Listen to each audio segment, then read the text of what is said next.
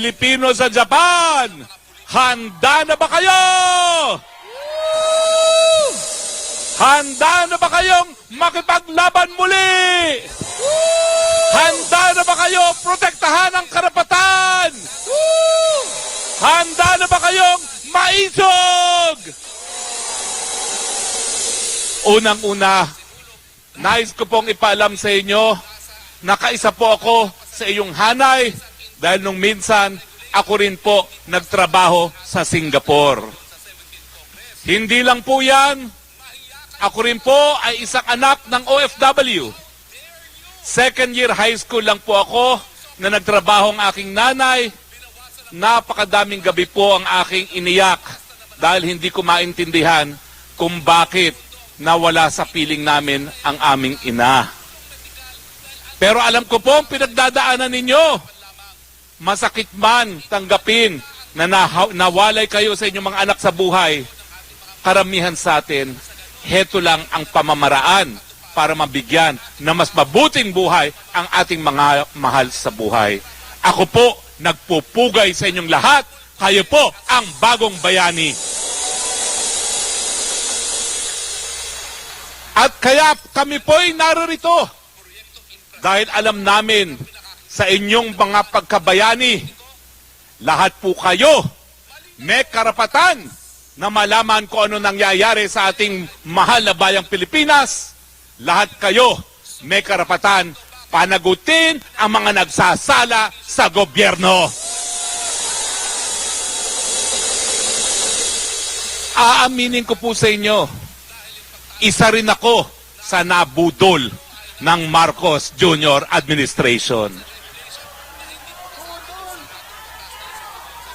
Pasensya na po. Tao lamang. Mantakin nyo.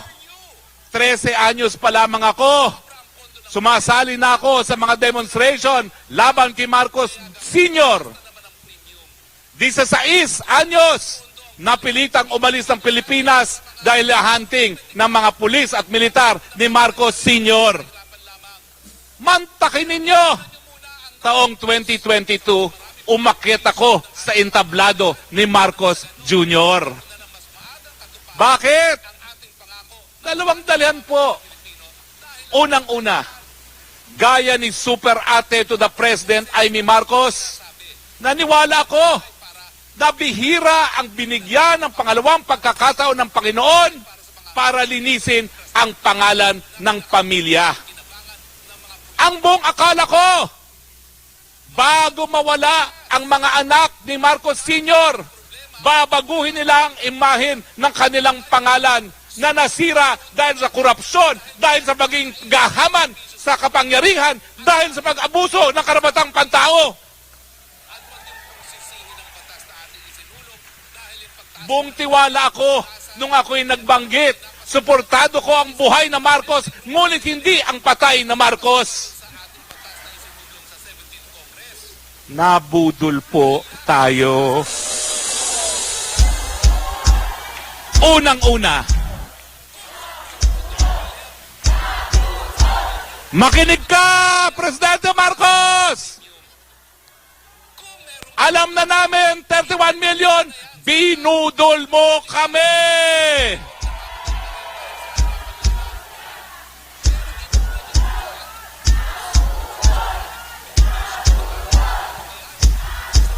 Unang-una, ang pangako niya, magkakaroon tayo ng unity team, pagkakaisa para harapin ang lahat ng paghamon. Anong nangyari? Wala pang isang taon, nagnais ng magpasasa sa pwesto, pinagpilit na susunod sa pwesto ang kanyang pinsan na tambaluslos, tinanggalan ng budget yung nagpanalo sa kanyang Inday Sara Duterte. Tama ba ako? Hindi. Hindi lang po yun. Wala pang 2 taon. Abay palibasa, anak ng tatay niya. Lahat ng kritiko, sinusupil. Kasama na dyan ang SMNI ang tanging istasyon na kumampi sa kanya sa eleksyon.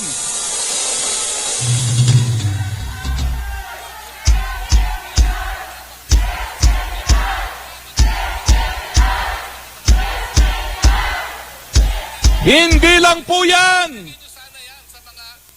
Nangako pa siya dahil meron tayong pagkakaisa. Ibababa ko ang presyo ng bigas sa 20 pesos kada kilo.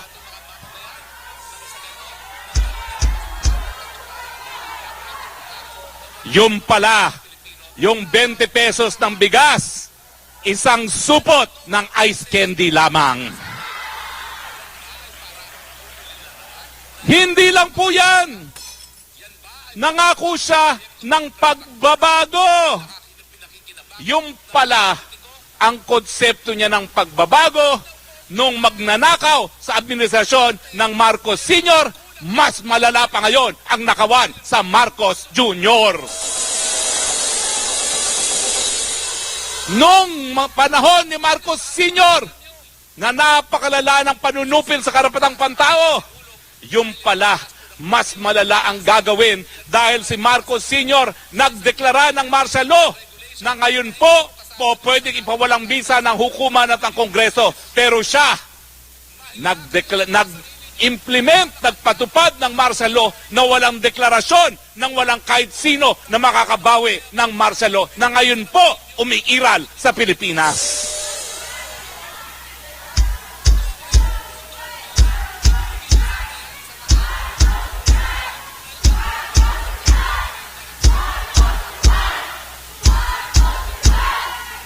Pinagsabihan na po siya ng ating mahal na FPRRD.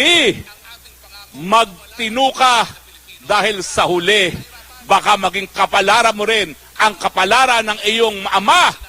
Sinugi ng bayan!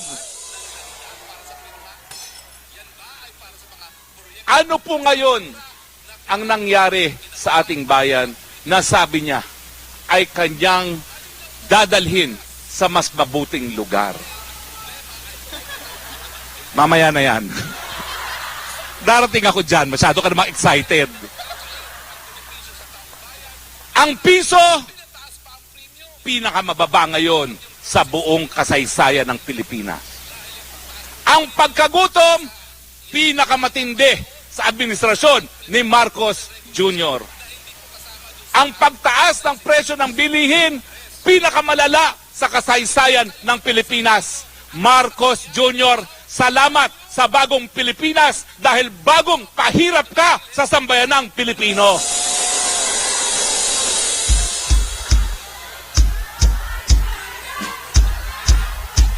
At gaya ng ginawa ng ama niya, dahil nais magpasasa sa kapangyarihan, ang unang-unang ginawa, palitan ang saligang batas. Paano? Sa pamamagitan ng pamudmod ng nakaw na yaman galing sa kaban ng bayan. Saan ka nagkakita? People's Initiative daw. Pero ang mga lagda, binibili. Saan ka nakakita?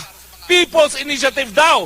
Ang mga lagda, kapalit ng ayuda na binawasan pa ng mga hinayupak. Ang buong akala natin, pagbabago ang nangyari, na ulit na naman ang mapait na kasaysayan ng Pilipinas. Marcos, hindi lang diktador, ang tawag ngayon, adiktador.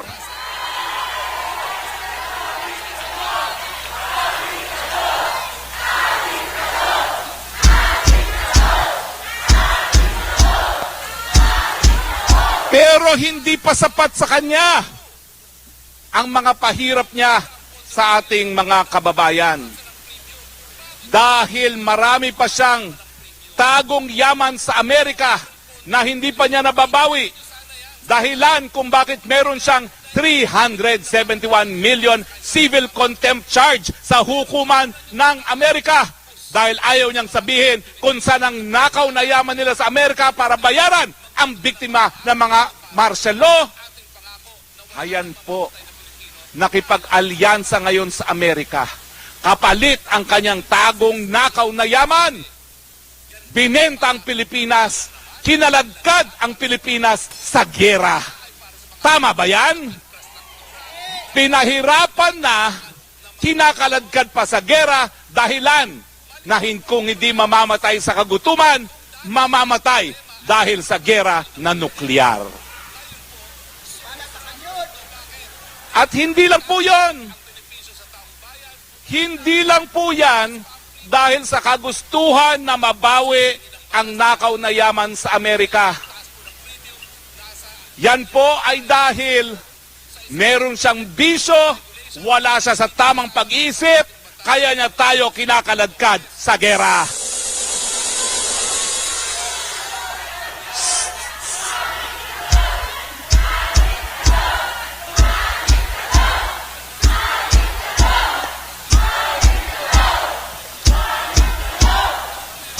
Sino ba naman ang nasa tamang pag-iisip na nais ngayong makipaggera sa karatig bansa na sa nakalipas na 1,000 taon, wala naman tayong naging hidwaan, walang naging gera?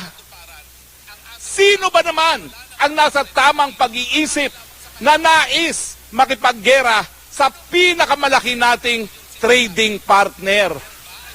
Sino ba naman ang nasa tamang pag-iisip na nais makipaggera doon sa bansa na libo-libong mga Pilipino ang naghahanap buhay?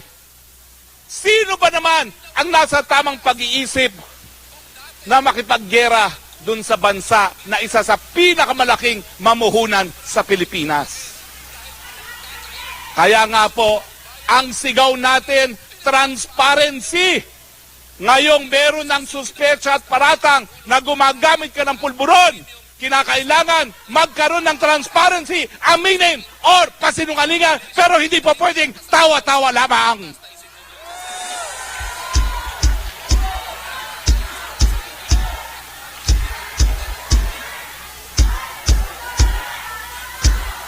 Mr. President, pinagbibigyan kita dahil ang narinig namin sa PIDEA Leaks ay meron lamang confidential informant na nakikita kang humihit-hit ng pulburon.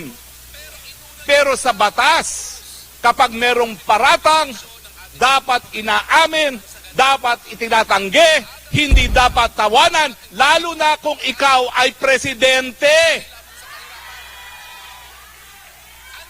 Dahil nga pag ikaw ay presidente at ikaw ay bangag, pwedeng ikamatayan ng iyong mga sundalo at sibilyan sa gera na wala tayong pakialam.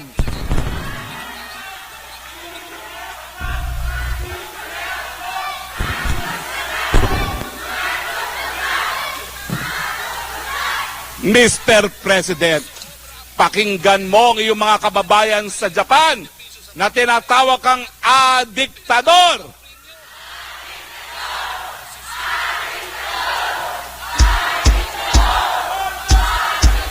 Pakinggan mo ang iyong kababayan sa Japan na tinatawag kang bangag.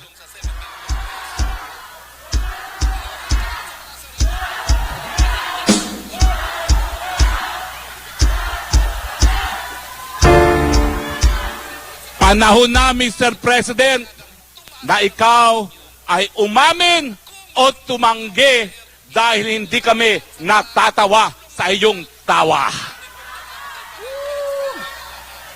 Yan po ang ibig sabihin ng transparency. Yan po ay karapatan na nakasaad sa ating saligang batas.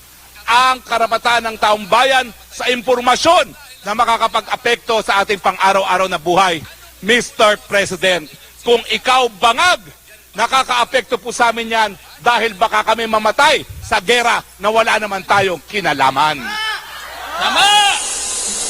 Tama! Accountability.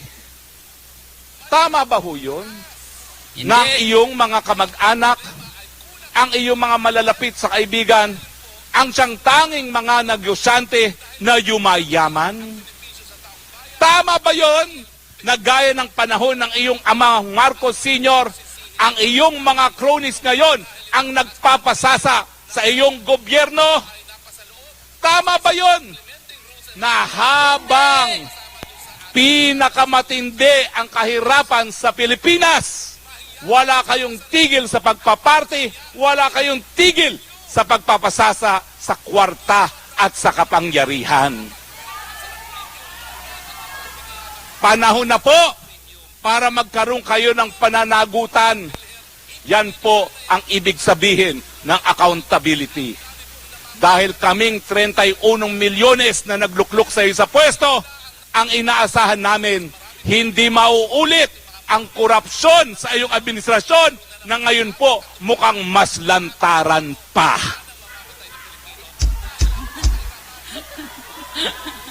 At Mr. President, hindi lang po gobyerno ng Pilipinas ang nagdeklara na yung CPP-NPA na yan ay terorista. Ang Amerika, ang European Union, pati po ang Japan, dineklara na terorista ang CPP-NPA. Pumapatay ng sibilyan, ginagawang mandirigma ang katutubo at ang kabataan, naniningil ng revolutionary tax, nagpapataw ng parusa na walang sapat na due process, nambobomba ng mga inosenteng sibilyan. Yan po ay gawaing terorista. Bakit, kung totoo ang sinasabi mo na mapupulbos na yung mga terorista yan, bakit ka nakikipag-usap ng kapayapaan? At bakit kakampi mo sila ngayon sa Kongreso kasama ni Tambaluslos? Ikaw naman, Tambaluslos, marinig mo na, wala pong masamang mag-ambisyon, libre ang mangarap, pero mga Pilipino sa Japan, boboto ba kayo kay Tambaluslos? Hindi! Boboto ba kayo kapalit ng ayuda? Hindi!